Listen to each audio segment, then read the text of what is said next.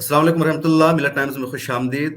मेरे साथ बातचीत के लिए मौजूद है मारूफ दानिश्वर और तज्ज़ा निगार डॉक्टर तस्लीम रहमानी साहब। डॉक्टर साहब, आजकल देश के हालात बहुत ज़्यादा ख़राब होते जा रहे हैं।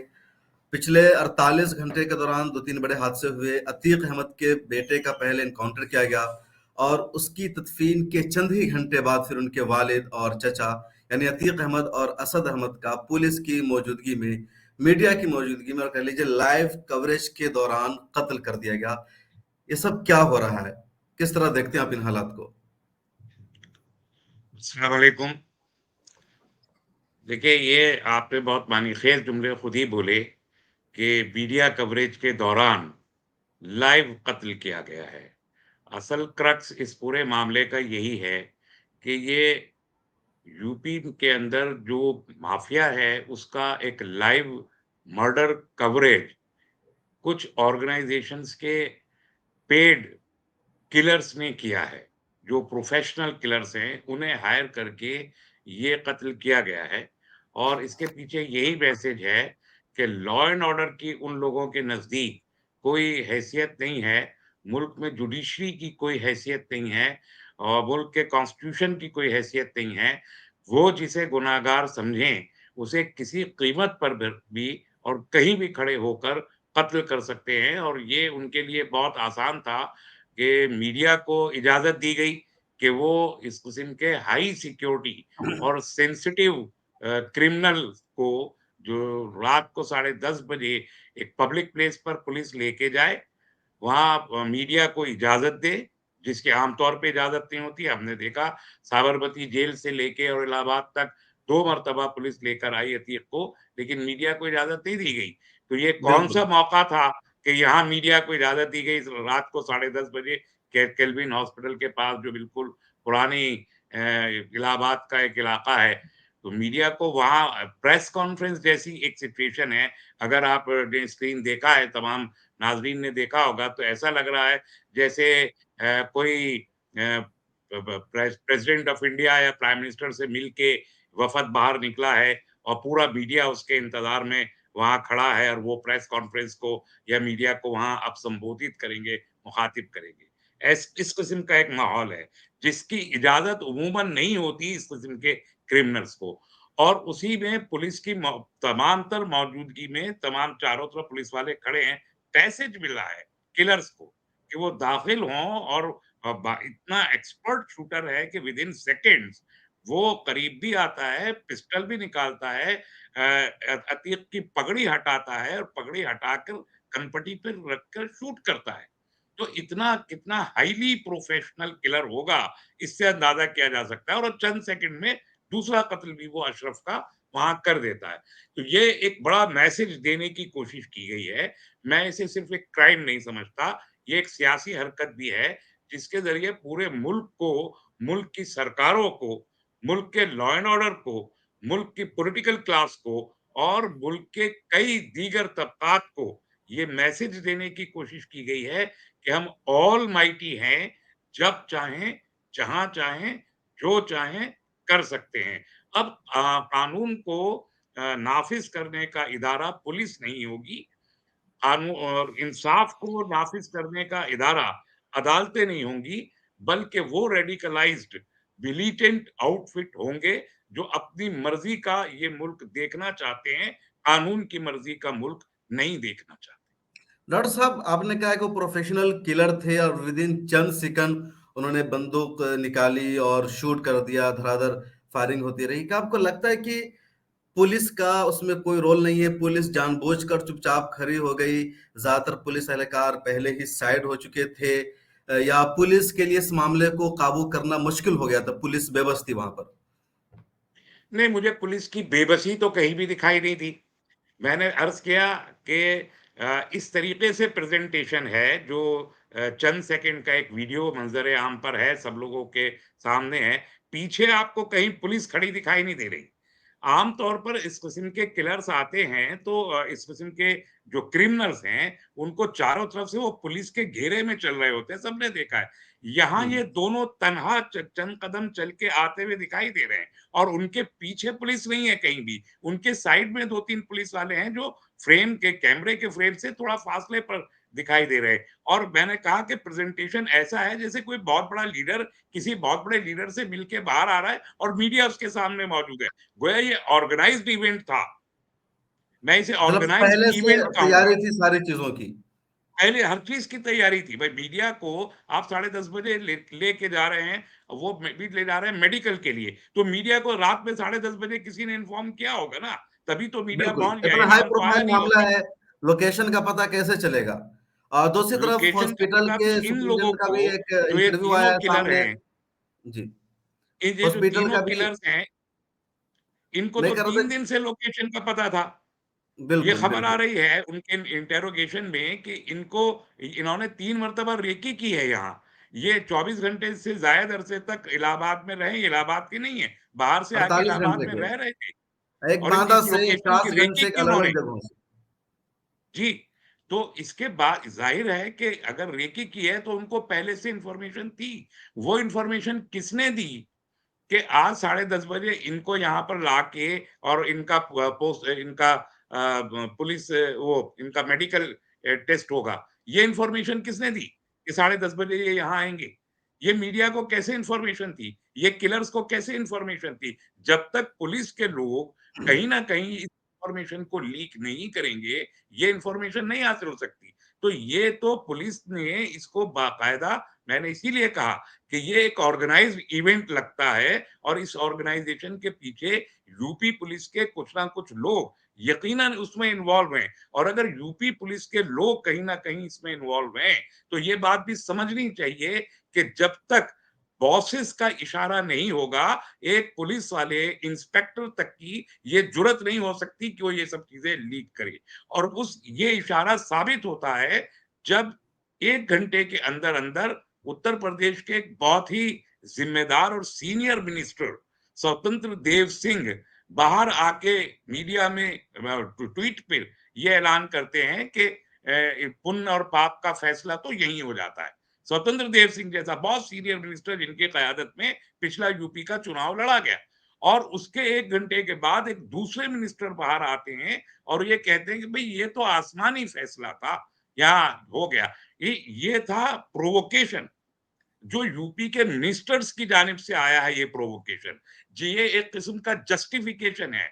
एक ग्रूज़म किलिंग, एक मर्डर का जस्टिफिकेशन अगर यूपी के 2 सीनियर मिनिस्टर्स कर रहे हैं, तो ज़ाहिर है कि यही वो बॉसेस हैं जिनके मर्ज़ी से, जिनके इशारे से और जिनकी रज़ामंदी से इस किस्म के इवेंट्स को ऑर्गेनाइज़ किया गया। और मुझे हैरत है कि 24 घंटे गुज़र जाने के बाद भी इन वज़ीरों के खिलाफ अभी तक कोई कार्रवाई नहीं हुई। इन वज़ीरों के इस बयान का नतीजा था कि कानपुर में भारतीय जनता पार्टी के वर्कर्स ने आतिशबाज़ी चला के जश्न मनाया। ये एक डॉक्टर साहब खुद जिन कानून लोग जो किलर है, जिन लोगों ने कत्ल किया, उन्होंने खुद सरेंडर किया और वो जय श्री राम के नारे लगा रहे थे। तो आप इसको किस नज़रिए से देखते हैं? एक तरफ वो कत्ल कर रहे हैं, जराइम का इर्तिकाब कर रहे हैं और जय श्री राम के नारे लगा रहे हैं। मतलब उसको वो अपनी कामयाबी, मज़हबी कामयाबी वो किलर खुद वहाँ पर महसूस करा रहे हैं। यकीनन देखिए वो तो अ, एक बात जो है बार-बार ये कही जा रही है, तमाम मीडिया के चैनल्स कह रहे हैं कि गिरफ्तार किया, गिरफ्तार किया, नहीं, कोई गिरफ्तारी नहीं की है यूपी पुलिस ने। ये वाज़ेह होना चाहिए सरेंडर किया कि उन लोगों यूपी ने। पुलिस ने जी, सरेंडर किया है और ये प्लान था कि वो सरेंडर हुँ, करेंगे। उन्होंने किल किया जब उन्हें यकीन हो गया कि ये दोनों मर गए हैं, निशाने पर उनके गोली लगी है, तो उन्होंने पिस्टल फेंके, हाथ ऊपर किए, बोले सरेंडर, सरेंडर, सरेंडर।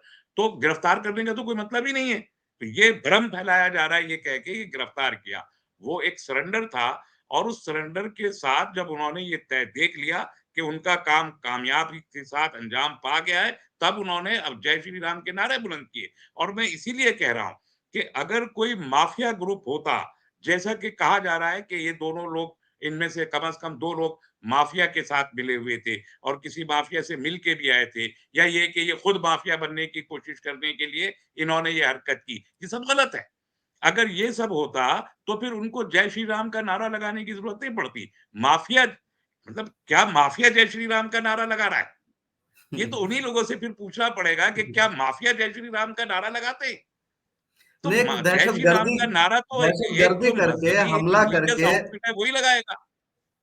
नहीं, और अब ये एक देखिए एक कि का वो लोग बजरंग दल का दहशतगर्दी ताल्लुक जैसी है, हरकत कर बाकायदा रहे हैं। मेंबर है, ये बात अब साबित हो चुकी।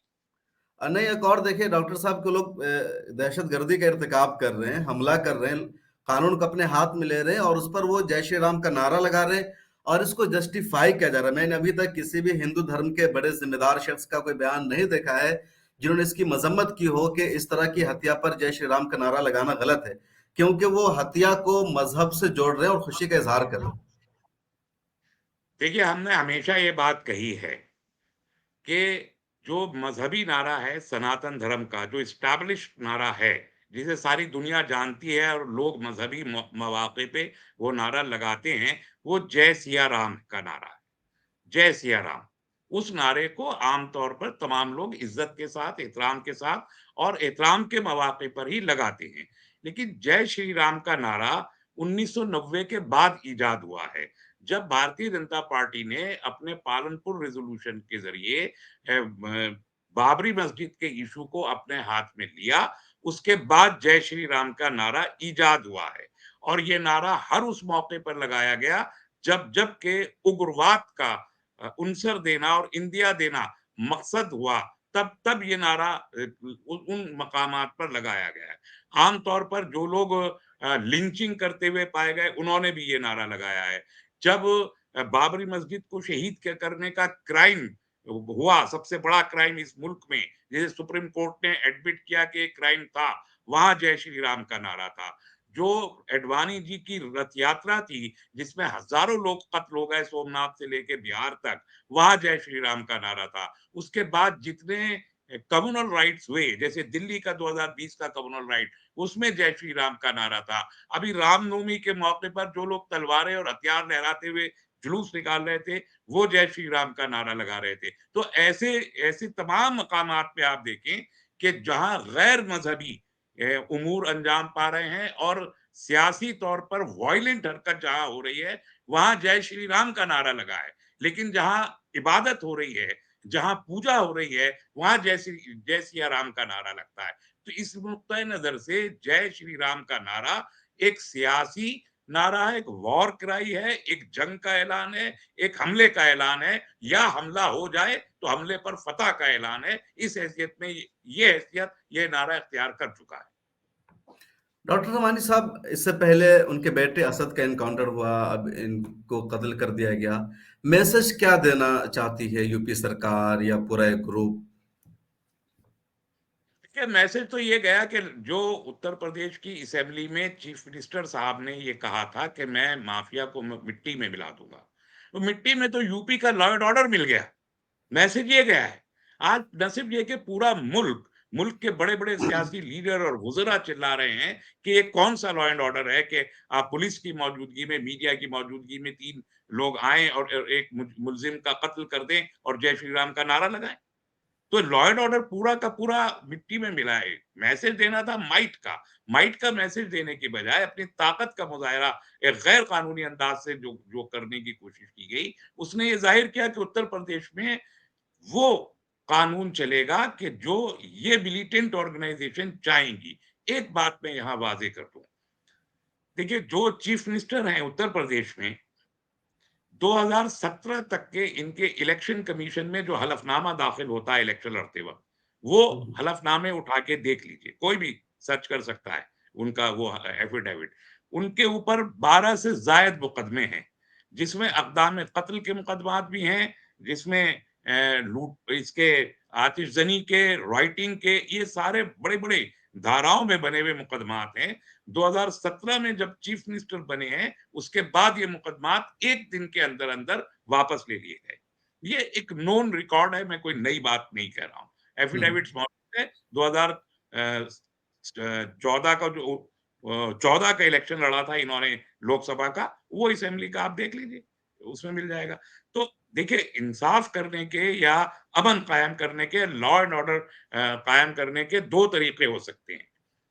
आप कहते हैं कि हम अमन कायम कर रहे हैं, हम ठोक देंगे, हम बुलडोज़र चला देंगे, हम एनकाउंटर्स कर रहे हैं, यूपी में सबसे हाई नंबर ऑफ एनकाउंटर्स है, इतना कहीं नहीं हुआ। मैं इसे मज़हब का चश्मा लगा के देखना नहीं चाहता।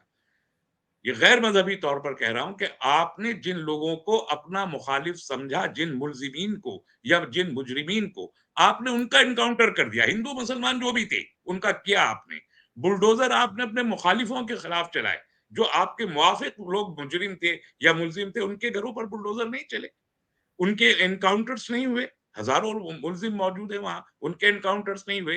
तो एक 2 तरीके होते हैं निज़ाम चलाने के। एक तरीका होता है वो जो सड़क पे खड़ा हुआ गुंडा अंजाम देता है, वो भी अमन कायम करता है खौफ बपा करके। ये गुंडा जब अपना खौफ बपा कर देता है पूरे मोहल्ले में या पूरे इलाके में या पूरे शहर में, तो उसके खौफ के आगे लोग उसके सामने बोलते नहीं हैं और उसकी जो मर्जी होती है उसके मुताबिक अमल अंजाम देते हैं। ये एक तरीका होता है खौफ फैला के अपने आप को साबित करवाने का। दूसरा तरीका होता है इंसाफ कायम करके।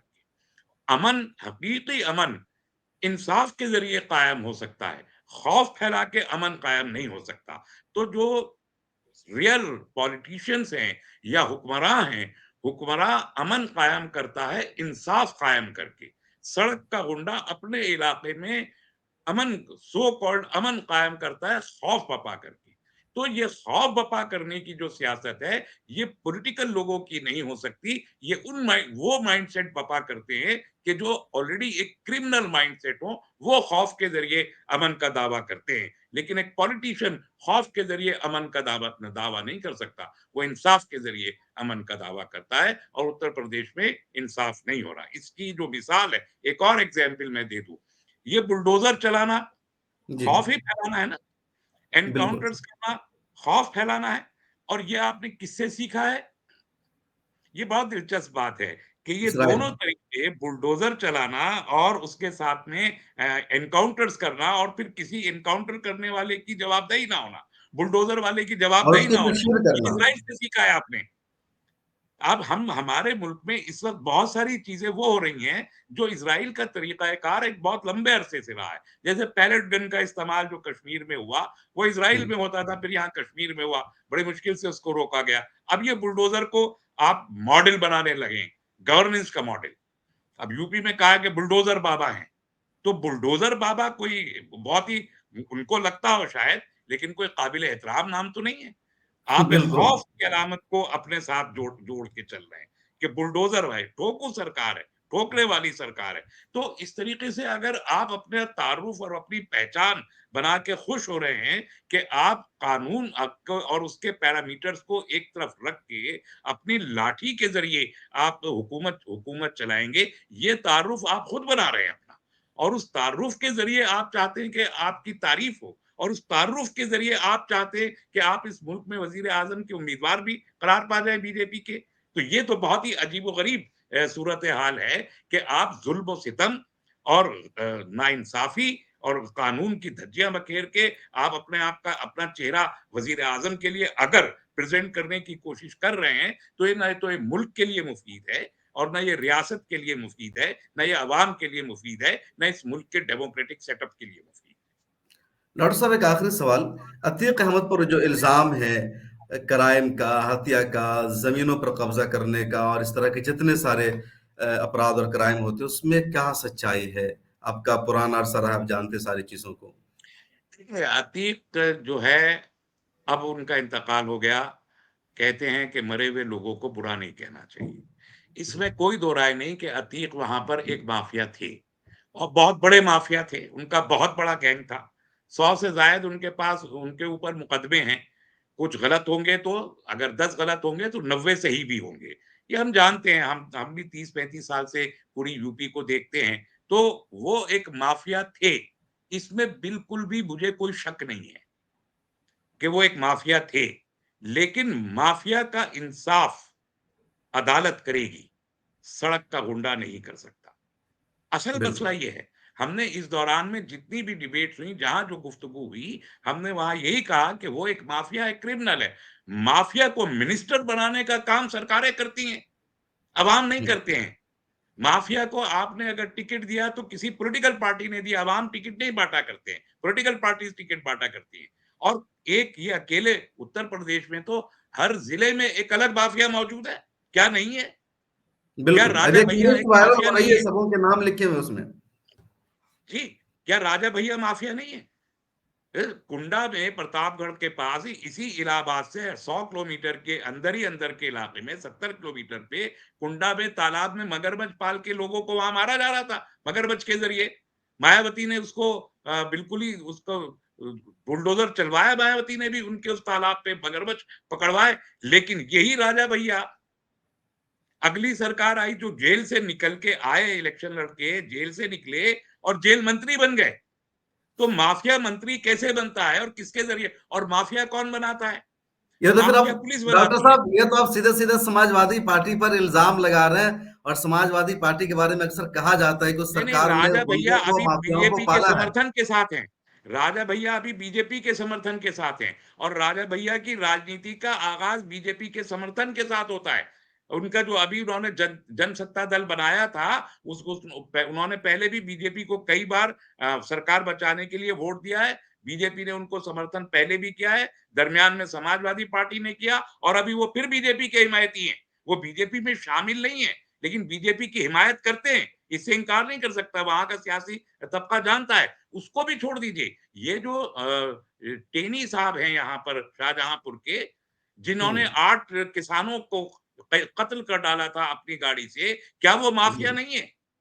और क्या इस बुनियाद पर वो बीजेपी के टिकट से जीत कर नहीं आए हैं? तो कोई पॉलिटिकल पार्टी भी इस वक्त बगैर माफिया के नहीं चल रही है। हर पॉलिटिकल, मैं बिल्कुल बैलेंस्ड होके कहना चाहता हूं कि चाहे समाजवादी पार्टी हो, चाहे बीएसपी हो, चाहे बीजेपी हो, मेन स्ट्रीम की पॉलिटिकल पार्टीज माफिया के बगैर कदम आगे नहीं बढ़ा रही हैं। आज आप पार्लियामेंट के मेंबर्स की लिस्ट उठा के देख लीजिए, 543 मेंबर्स में से माफिया की तादाद कितनी है, और कितने लोग हैं जिन पर बहुत ही संजीदा किस्म की के धाराएं लगी हुई हैं मुख्तलिफ चीजों की। 300 के करीब मेंबरान पार्लियामेंट है। कितने हैं जो एक्टिव मेंबरान पॉलिटिकल मेंबरान पार्लियामेंट है, और कितने हैं जो क्रिमिनल मेंबरान पार्लियामेंट है? ये हिसाब लगा हुआ मौजूद है, नेट पे जाके देख लीजिए। तो अगर 300 से ज्यादा मेंबरान पार्लियामेंट पर क्रिमिनल केसेस लगे हुए हैं, यूपी में 400 में से 300 के करीब एमएलए पर क्रिमिनल केसेस लगे हुए हैं, तो पॉलिटिक्स का क्रिमिनलाइजेशन किन लोगों ने किया है? माफिया पुलिस तैयार करती है, कहीं का भी हो, कोई भी माफिया हो। पुलिस की मदद के बगैर माफिया जन्म नहीं लेता, और माफिया जब उस मदद से बड़ा हो जाता है, तब उसकी यूटिलिटी होती है पॉलिटिकल पार्टी के पास। पॉलिटिकल पार्टी बने हुए माफिया को अडॉप्ट करती है, माफिया बनाती नहीं है। बनाने का काम पुलिस करती है, अडॉप्ट करने का काम पॉलिटिकल पार्टीज करती हैं। तो कोई पॉलिटिकल पार्टी दूध की धुली हुई नहीं है। और मुझे हैरत है और मुझे अफसोस है कि हमारे लोग भी इन माफिया को टिकट तो पार्टीज दे देती हैं, लेकिन वोट देने का काम तो हम ही करते हैं। हम लोग ये सोचे बगैर कि ये माफिया हैं या ये, मैं बिल्कुल, किसी भी एक क्रिमिनल को जो पॉलिटिक्स में आया है, उसके इलेक्शन लड़वाने और उसके जीतने के हक में नहीं हूं, उसका कोई भी मजहब हो, चाहे वो मुसलमान हो, बिल्कुल। चाहे वो हिंदू हो या किसी मजहब का भी हो। हम क्रिमिनल्स के साथ किसी कम्युनिटी को अटैच नहीं कर सकते। एक क्रिमिनल हमेशा क्रिमिनल रहेगा, चाहे वो जितना बड़ा खुद को पॉलिटिकल वर्कर बताए। मैंने कहा कि काम करने का अंदाज क्या होता है। एक क्रिमिनल के काम करने का अंदाज चाहे जितना नेक और शरीफ दिखाई देता हो, काम होता है खौफ बपा करना। क्रिमिनल खौफ के बगैर काम नहीं करता। वो जब पॉलिटिक्स में आ जाता है, तब भी खौफ के जरिए हुक्मरानी करना चाहता है। इसलिए मसाइल पैदा हो रहे हैं। तो हम किसी भी क्रिमिनल को एंडोर्स नहीं कर सकते इस बुनियाद पे कि वो आपकी कम्युनिटी से ताल्लुक रखता है। ये बिल्कुल गलत एक ट्रेड है, और बिल्कुल, इसका तजुर्बा मैंने किया हुआ है। उस वक्त क्या? भी इनके पास भी मैं गया था। सन 98 के आसपास में मेरी इनसे मुलाकात हुई थी। और इस इनके और चंद ऐसे ही भाई बंद थे, मैं किसी का नाम नहीं लेना चाहता। और उस वक्त हमने ये सोचा था, जाती तौर पर मैंने सोचा था कि ताकतवर लोग हैं, रिसोर्सफुल लोग हैं, ये इकट्ठे हों और इकट्ठे होके कम्युनिटी की पॉलिटिक्स करने के लिए खुद को डेडिकेट करें। लेकिन मुझे मायूसी हुई, क्योंकि ये लोग कम्युनिटी की पॉलिटिक्स नहीं कर रहे थे। ये सेल्फ इंटरेस्ट की पॉलिटिक्स कर रहे थे, सेल्फ प्रोटेक्शन की पॉलिटिक्स कर रहे थे और अपने आप को ग्रो करने की पॉलिटिक्स कर रहे थे। और भी लोग हैं इसमें, अकेले ये नहीं थे। और भी हुँ, 2-3 लोग जो अभी भी सजाएँ काट रहे हैं या मुकदमा झेल रहे हैं। मैंने उनसे भी उस वक़्त कहा था कि आप आइए और बाहर निकलिए और एक 98 की बात कर रहा हूँ कि आप पॉलिटिकल पार्टी जॉइन बनाइए और उसको लेके मुसलमानों को लीड कीजिए। लेकिन लोगों ने उस वक़्त नहीं सुना। क्योंकि इनका सिंडिकेट क्राइम का है, हुँ, राजनीति का नहीं है। ये कम्युनिटी के लोग नहीं हो सकते, सेल्फ बिल्कुल। प्रोटेक्शन की राजनीति करते बहुत शुक्रिया, बल्कि ऐसे लोगों से मुझे लगता है कम्युनिटी को नुकसान पहुँचता है, कम्युनिटी की छवि खराब बहुत होती है। नुकसान। और इस वक़्त जो कमिटी के एक इमेज कम्युनिटी की इमेज बन गई कि भाई मुसलमान गुंडे होते हैं, माफिया होते हैं और लगातार ऐसे लोगों की तशहीर भी की जाती है। और इस तशहीर में वो लोग छुप जाते हैं जो इनसे भी ज़्यादा बड़े माफिया हैं। बिल्कुल, नहीं उनका एनकाउंटर होता है या उनको मारा जाता है तो ना मीडिया में उनकी खबरें चलती, ना दिखाया जाता है, वो लोग छुप जी। जाते हैं। पता चलता है कि गुंडे माफिया अभी इस सिर्फ वक़्त देखिए मुसलमान हैं। उत्तर प्रदेश में 65% एनकाउंटर जो 184 के करीब एनकाउंटर हुए हैं, जी, 65% गैर मुस्लिमीन के एनकाउंटर हैं। लेकिन मीडिया में कौन से एनकाउंटर्स हैं? वो सबको पता है कि किसके जी। एनकाउंटर मीडिया में वो 65% दिखाई नहीं दे जा रहा है। ये 32-35% एनकाउंटर्स को खूब हाइलाइट किया जा रहा है। तो हुँ। ये एक नुकसान का एक ही हिस्सा है, एक छोटा हिस्सा है, लेकिन इसके अलावा भी लार्जर लेवल पर बहुत सारे नुकसानात हैं और मैं कहता हूं कि इंडियन पॉलिटिक्स में क्रिमिनलाइजेशन की कोई गुंजाइश नहीं होनी चाहिए। हरगिज़ भी क्रिमिनलाइजेशन की वजह से मुल्क को बहुत बड़ा नुकसान हुआ है पिछले 30-40 साल में। उसका इवैल्यूएशन जब आप करेंगे तो आपको अंदाजा होगा कि मुल्क को 75 साल में जहाँ जाना चाहिए था, वहाँ जाने की बजाय पीछे चला गया इसी क्रिमिनलाइजेशन ऑफ पॉलिटिक्स अच्छा की डॉक्टर वजह से। साहब बात चली है एनकाउंटर की, ज़रा-सा हम चाहेंगे आप बताएँ कि ये एनकाउंटर का सिलसिला कब शुरू हुआ, क्यों शुरू हुआ और आजकल बिल्कुल टूल के तौर पर इसको इस्तेमाल किया जा रहा है? इसके एनकाउंटर्स का सिलसिला तो बहुत पुराना है, कोई नया नहीं है, हमेशा ही हुआ है। अभी इस वक़्त मुल्क के सबसे ज़्यादा जो मशहूर एनकाउंटर्स हैं, उनमें से एक एनकाउंटर बटला हाउस का एनकाउंटर है, जो जी। 2008 में बटला हुँ। हाउस में एनकाउंटर हुआ था 2 लड़कों का। आज तक वो साबित नहीं हो सका कि वो फेक नहीं था, वो असल एनकाउंटर था। तो इस तरीके से ये बहुत से लोग तो पुलिस तीसरा जहां डिपार्टमेंट में एनकाउंटर है एक बहुत पॉपुलर। जी, प्रोफेशनल एनकाउंटर स्पेशलिस्ट बन जाते हैं पुलिस डिपार्टमेंट में। जैसे बॉम्बे में तो कुछ लोग बाकायदा स्पेशलिस्ट थे। ये लोग पुलिस की अपने ओहदे का इस्तेमाल करके गुंडों के लिए भी ये काम करते हैं और सुपारी लेके एनकाउंटर करते हैं।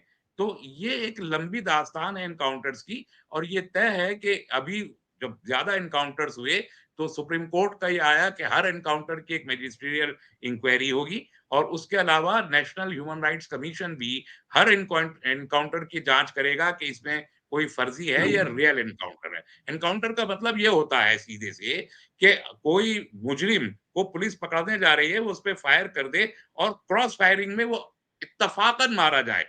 उसे एनकाउंटर कहते हैं। लेकिन अगर पुलिस कहे जो हम फ़िल्मों में देखते हैं कि गाड़ी को ले जाए और कहीं गाड़ी पलट जाए या फिर वो उतर के कहे कि चलो भागो और वो भागा, इन्होंने पीछे से फायर कर दिया और एक फायर अपने पैर पे मार दिया। तो ये बढ़ गया है। ये 80% एनकाउंटर्स जो हैं वो फेक एनकाउंटर इसी किस्म के हो रहे हैं कि पुलिस निजात हासिल करने के लिए ये एनकाउंटर्स करती है। ये एक बात मैं यहाँ आखिर में अर्ज़ कर दूँ, जी। एनकाउंटर का मतलब होता है पुलिस की नाकामी, कि पुलिस एक मुल्जिम को जिंदा पकड़ने में नाकाम हो गई, उसकी स्ट्रेटेजी की नाकामी। अब जब ये असद का एनकाउंटर हुआ, उस एनकाउंटर के फौरन बाद उत्तर प्रदेश के चीफ मिनिस्टर का बयान आया, जिसमें उन्होंने कहा कि हम मुबारकबाद देते हैं यूपी एसटीएफ को कि उन्होंने एनकाउंटर कर दिया। एक नाकामी की मुबारकबाद स्टेट का चीफ मिनिस्टर दे रहा है। इसको क्या समझा जाना चाहिए? और बिल्कुल। इसके बाद ये कहा गया कि ये राजीव पाल को श्रद्धांजलि है ये एनकाउंटर।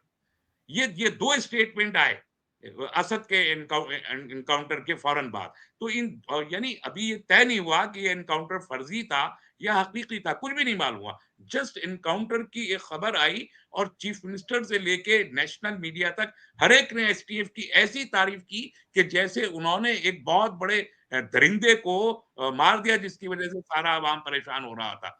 जबकि उसको जिंदा गिरफ्तार करने की उनकी जिम्मेदारी थी, उनकी जवाबदेही थी कि उसे जिंदा गिरफ्तार करके लाए, जिसमें वो नाकाम हुए। तो उनकी नाकामी पर सवाल खड़ा करना चीफ मिनिस्टर की जिम्मेदारी थी और वो सवाल खड़े करने की बजाय उसको मुबारकबाद दे रहे हैं एसटीएफ को।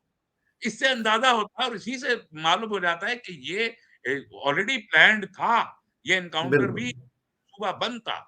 इससे अंदाजा होता है और ये है ना, तो पॉलिटिकल पूरा बॉसेस साफ दिख रहा है कि पूरे के स्क्रिप्टेड था जरिए पूरा। ये एनकाउंटर हुआ था। तो अगर पॉलिटिकल बॉसेस एनकाउंटर की हिमायत करेंगे, उसके मंसूबाबंदी की इंस्ट्रक्शंस देंगे और उसके बाद वो एनकाउंटर की मुबारकबाद भी देंगे, तो ज़ाहिर है कि ये गली का, सड़क का इंसाफ हो सकता है, ये एक डेमोक्रेटिक सेटअप का इंसाफ नहीं हो सकता। बिल्कुल। तो बहुत शुक्रिया, हमारे साथ अतीक अहमद एनकाउंटर इस तरह के तमाम इश्यूज़ पर बातचीत कर रहे थे मारूफ दानिश्वर और मुस्लिम पॉलिटिकल काउंसिल ऑफ इंडिया के सदर डॉक्टर तस्लीम रहमानी साहब। आपको हमारी बातचीत कैसी लगी?